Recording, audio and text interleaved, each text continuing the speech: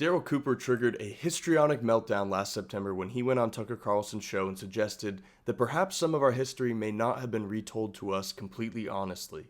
Almost everyone on the right had an opinion about what Daryl had said, and the appearance dramatically accelerated the schism we are still seeing tear apart the right wing.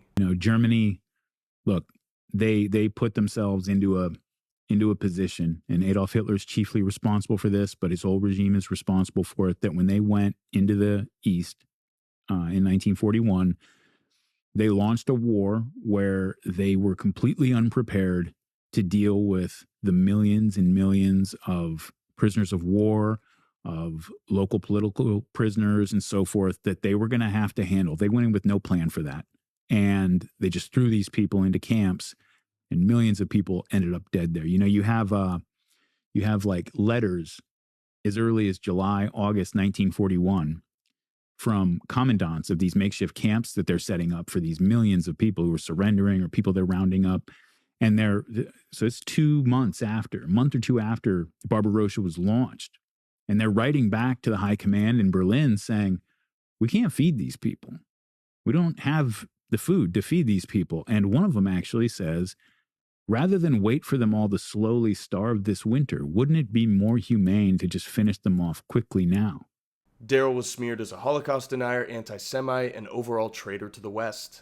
These labels have become the typical responses we see for everybody who even slightly breaks from the approved narrative. But anyone that really consumes Daryl's work understands that his perspective is the same as the one we all have on the new right. He has no sacred cows. He can successfully divorce mythology from actuality. He's not worried about what thing must be scrutinized to achieve a clear and accurate analysis. His focus is on truth, not formality. Daryl was immediately denounced for the allegation that he had implied some of the events that took place in the war may have been out of error rather than a purely intentional act. Even with his vocal opposition to the uncharitable interpretation of his words, Daryl was canceled immediately. But it should really no longer be surprising when there's a hysterical response to any proposition which is counter to the core tenets of our civilization's mythology.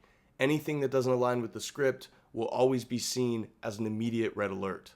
But Daryl had made another heretical comment on Tucker that also deeply triggered the right as well as the left even. He had dared to criticize a man so venerated that to even hear a public critique of him at all was seemingly unthinkable just 5 years ago. I got in trouble with my podcast partner, Jocko Willink, one time because he's a New England Dutchman whose his family, it's near and dear to, they're Dutch, but very near and dear to their heart that Winston Churchill is a hero, right? Well, everyone thinks that. He really thinks that. And I told him that I think, and maybe I'm being a little hyperbolic, maybe, but I told him, maybe trying to provoke him a little bit, that I thought Churchill was the chief villain of the Second World War. Now, he didn't kill the most people. He didn't commit the most atrocities. But I believe, and I think when you really get into it and tell the story right and don't leave anything out, you see that he was primarily responsible for that war becoming what it did, becoming something other than an invasion of Poland. Daryl had proposed that perhaps Winston Churchill may not have been the infallible saintly hero who rescued all of Europe from the evil outcome of us all speaking German. The reaction we saw once again reminds us of the greater point that must be continually brought to the forefront of this entire conversation. When can we have an honest conversation about this war and what our victory has led us to without manic, pearl-clutching, and shrieking from all these deeply propagandized and unserious people? The conversation remains off limits, but these questions are massively important. First of all, what exactly indicates that we were the definitive victors of World War II? Japan doesn't appear to be a country that lost the most consequential war of all time. It looks like a utopia when compared to the rest of the Western countries. So why is that? The World War II narrative is one of the most highly stressed, load-bearing myths of our entire society.